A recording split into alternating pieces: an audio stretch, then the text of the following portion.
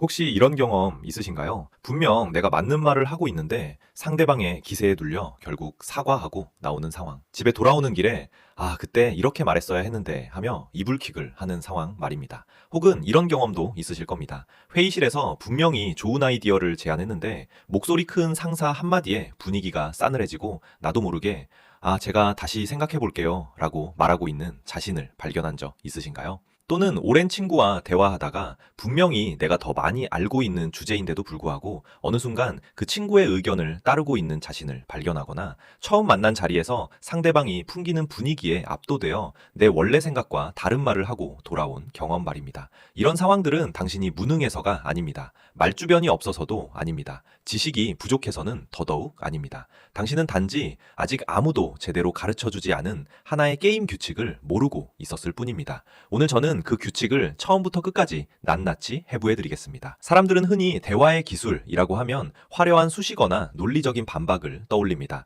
내 논리가 완벽하면 상대방이 인정하겠지. 사실을 정확하게 말하면 내 말이 먹히겠지. 더 많이 알면 대화에서 이길 수 있겠지. 이것이 우리가 학교에서 그리고 사회에서 배워온 방식입니다. 더 많이 공부하고 더 많이 준비하고 더 완벽한 논리를 갖추면 된다고요. 하지만 현실은 어떤가요? 완벽하게 준비한 발표 자리에서 갑자기 던져지는 날카로운 한마디에 무너져 내린 경험. 논리적으로는 분명히 내가 맞는데 감정적으로 밀려서 지고 나온 경험. 이런 일들이 반복되는 이유가 무엇인지 오늘 그 답을 드리려고 합니다. 충격적인 사실을 하나 알려드릴까요? 인간의 뇌는 대화가 시작된 지 단 0.5초 만에 상대방과 나의 서열을 결정짓습니다. 0.5초입니다. 당신이 첫 문장을 미처 끝내기도 전에, 심지어 입을 열기도 전에 상대의 뇌는 이미 이 사람이 나보다 위인가 아래인가를 판단하고 있다는 뜻입니다. 그리고 더 충격적인 사실이 있습니다. 당신이 논리적으로 완벽할수록 상대방이 당신을 더 만만하게 볼 수도 있다는 것입니다. 왜냐고요? 당신이 애를 써서 설명하는 그 태도 자체가 무의식적으로 나는 당신의 승인이 필요한 사람입니다 라는 낮은 서열의 신호를 보내고 있기 때문입니다. 논리는 내용입니다. 하지만 뇌가 먼저 읽는 것은 태도입니다. 태도가 곧 서열입니다. 내용이 아무리 훌륭해도 태도가 무너지면 상대방의 뇌는 이미 당신을 낮은 서열로 분류해버린 이후입니다. 이걸 깊이 이해하려면 우리 뇌의 진화적 구조를 살펴봐야 합니다. 진화 심리학적으로 인간은 생존을 위해 끊임없이 서열을 확인합니다. 이를 사회적 위계지각이라고 부릅니다. 수만 년 전 원시 부족 시대를 상상해 보세요. 서열이 높은 사람은 더 좋은 음식을, 더 안전한 잠자리를, 더 많은 선택권을 가졌습니다. 반면 서열이 낮은 사람은 남은 것을 먹고 위험한 곳에서 자고 선택의 여지가 없었습니다. 서열은 곧 생존과 직결되는 문제였습니다. 그래서 우리의 뇌는 수만 년에 걸쳐 서열 파악을 최우선으로 처리하도록 진화했습니다. 이것은 본능입니다. 의식적으로 하려고 하는 것이 아니라 뇌가 자동으로 처리하는 것입니다. 현대 사회에서는 이 서열이 주먹이 아니라 프레임으로 결정됩니다. 프레임이란 무엇인가요? 프레임이란 대화의 맥락을 규정하는 보이지 않는 규칙입니다. 쉽게 말해 대화가 어떤 구도 위에서 이루어지고 있는가를 결정하는 틀입니다. 이 프레임을 누가 먼저 설정하느냐에 따라 대화의 서열이 결정됩니다. 구체적인 예를 들어볼까요? 직장 상사가 당신에게 묻습니다. 당신 요즘 왜 이렇게 성과가 없어요? 이때 당신이 죄송합니다. 사실 최근에 프로젝트 방향이 바뀌면서 일정이 밀렸고 팀 내 커뮤니케이션 문제도 있었고 개인적으로도 여러 가지 상황이 있어서 라고 성실하게 답변을 늘어놓는다면 당신은 이미 상대방이 설정한 취조자 대 피의자 프레임에 완벽하게 갇힌 것입니다. 당신은 스스로 피의자석에 앉아 변명을 하고 있는 것이고 상대방은 검사석에서 당신의 말을 심판하고 있는 것입니다. 누가 서열 우위에 있는지는 설명할 필요도 없죠. 또 다른 예를 볼까요? 처음 만난 자리에서 누군가가 직업이 뭐예요? 라고 물었을 때 당신이 자신의 직업을 설명하면서 은연중에 방어적인 태도를 취한다면 상대방은 이미 그 질문 하나로 프레임을 장악한 것입니다. 반면 그 질문에 왜요? 직업으로 사람을 판단하시나요? 라고 여유 있게 되묻는다면 순식간에 프레임이 역전됩니다. 뇌과학적으로 프레임에 갇히는 순간 당신의 뇌에서는 스트레스 호르몬인 코르티솔이 분비되기 시작합니다. 코르티솔이 과다 분비되면 전전두엽의 기능이 저하됩니다. 전전두엽은 논리적 사고, 언어 구사, 감정 조절을 담당하는 곳입니다. 즉, 스트레스를 받을수록 당신의 말은 더 엉키고 논리는 더 무너지고 목소리는 더 떨립니다. 악순환입니다. 반면 주도권을 쥔 상대의 뇌에서는 도파민과 테스토스테론이 분비됩니다. 도파민은 쾌감과 자신감을 높이고 테스토스테론은 더욱 공격적인 태도를 유발합니다. 상대방이 당신을 몰아붙일수록 점점 더 신이 나 보이는 이유가 바로 여기에 있습니다. 흔히 말하는 호구가 되는 과정은 성격의 문제가 아닙니다. 이 프레임 싸움에서 패배한 뇌의 신경화학적 결과물입니다. 그렇다면 고지능자들은 어떻게 다를까요? 그들은 이 메커니즘을 본능적으로 혹은 의식적인 훈련을 통해 이해하고 있습니다. 그래서 그들은 상대가 던진 질문에 절대로 허겁지겁 대답하지 않습니다. 서두르지 않습니다. 설명하려 들지 않습니다. 대신 그들은 세 가지를 합니다. 질문의 의도를 흔들거나 침묵을 전략적으로 사용하거나 프레임 자체를 재정의합니다. 이 세 가지를 당신도 지금 당장 배울 수 있습니다. 그리고 이것은 반드시 배워야 하는 기술입니다. 왜냐하면 이것은 상대방을 공격하는 기술이 아니라 나 자신을 지키는 기술이기 때문입니다. 그 핵심에 있는 개념이 바로 반응성 조절입니다. 반응성이란 무엇인가요? 상대방의 자극에 내가 얼마나 빠르게 그리고 얼마나 감정적으로 반응하는가의 정도입니다.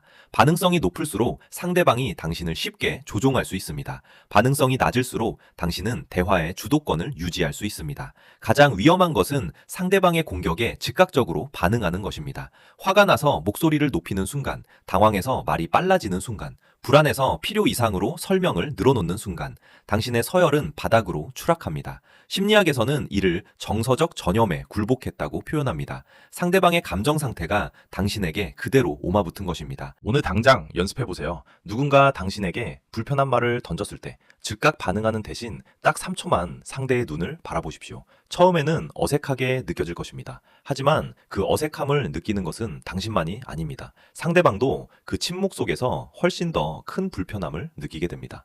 두 번째, 역질문의 프레임을 사용하십시오. 상대의 질문에 답하지 말고 그 질문을 던진 의도를 물으세요. 그 질문을 통해 얻고자 하는 게 무엇인가요? 이 한마디면 질문자는 갑자기 자신의 질문을 방어해야 하는 수비 입장이 됩니다. 공격수와 수비수의 위치가 순식간에 바뀌는 것입니다. 예를 들어 볼까요? 누군가 당신에게 그 나이에 아직도 그 정도 위치에 있어요? 라고 말했다고 가정해 봅시다. 즉각 반박하거나 설명하려 하면 당신은 이미 방어 모드입니다. 하지만 당신이 잠시 상대의 눈을 바라보다가 조용히 그게 왜 궁금하신가요? 라고 묻는다면 상대는 갑자기 자신의 발언을 정당화해야 하는 상황에 놓입니다. 공격하던 사람이 갑자기 해명을 해야 하는 입장이 되는 것이죠. 이 기술의 핵심은 감정 없이 진짜 궁금한 것처럼 담담하게 묻는 것입니다. 빈정거림이나 비꼬는 느낌이 전해지는 순간 효과는 반감됩니다. 오히려 진지하고 담담하게 물을수록 상대방에게 훨씬 더 큰 심리적 압박으로 작용합니다.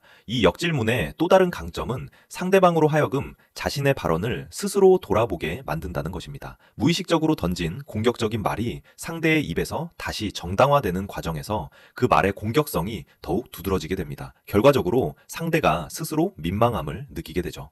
세 번째, 낮고 느린 발성을 훈련하십시오. 서열이 높은 포식자는 서두르지 않습니다. 자연 다큐멘터리를 보면 정말 강한 동물은 느릿느릿 움직입니다. 급하게 뛰어다니는 것은 오히려 쫓기는 쪽입니다. 말도 마찬가지입니다. 말의 속도를 조금만 줄이고 문장의 끝을 명확하게 닫으십시오. 어미가 올라가거나 흐릿하게 끝나는 말투는 무의식적으로 당신의 확인이 필요합니다 라는 신호를 보냅니다. 제 생각엔 이렇게 하면 어떨까요? 같은 말투는 내용이 아무리 좋아도 상대방의 뇌에 낮은 서열로 등록됩니다. 반면 낮고 안정된 목소리로 끝이 또렷하게 마무리되는 문장은 상대의 뇌에 이 사람은 확신이 있는 사람이라는 신호를 줍니다.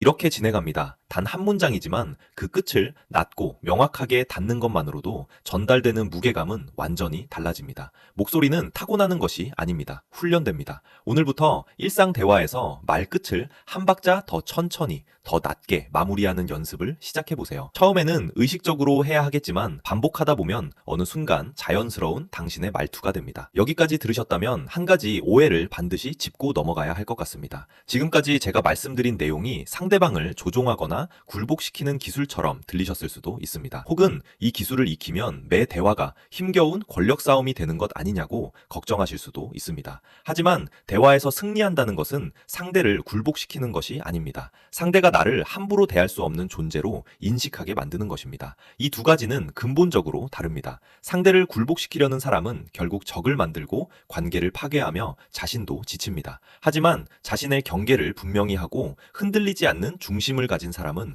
주변에 자연스럽게 존중의 분위기를 만들어냅니다. 억지로 싸우지 않아도 됩니다. 진짜 고지능 대화자는 싸우지 않고 이깁니다. 아니, 더 정확하게는 싸움 자체가 일어나지 않게 만듭니다. 당신이 오늘 배운 세 가지 기술, 침묵과 역질문과 낮은 발성이 자연스럽게 몸에 배었을 때 사람들은 본능적으로 당신을 함부로 대하기 어려운 사람으로 느끼게 됩니다. 이것이 진짜 목표입니다. 영상을 끝까지 보신 여러분은 이제 깨달으셨을 겁니다. 여유는 상황이 평온할 때 오는 것이 아닙니다. 내 안에 해석 장치를 장악했을 때 옵니다. 같은 상황이라도 어떤 프레임으로 해석하느냐에 따라 당신의 뇌 반응이 달라지고 당신의 말이 달라지고 상대방의 태도가 달라집니다. 오늘 당장 거울을 보고 연습해 보세요. 상대의 눈을 피하지 않고 3초간 머무는 연습, 그리고 나지막이 묻는 연습을 해보세요. 그건 왜 궁금하신가요? 이 작은 변화가 당신의 인생에서 모든 관계의 서열을 재편할 것입니다. 당신을 무시하던 사람들의 눈빛이 달라지는 것을 직접 확인해 보시기 바랍니다. 그 경험을 한 번이라도 하고 나면 당신은 다시는 예전의 자신으로 돌아가지 않게 될 것입니다.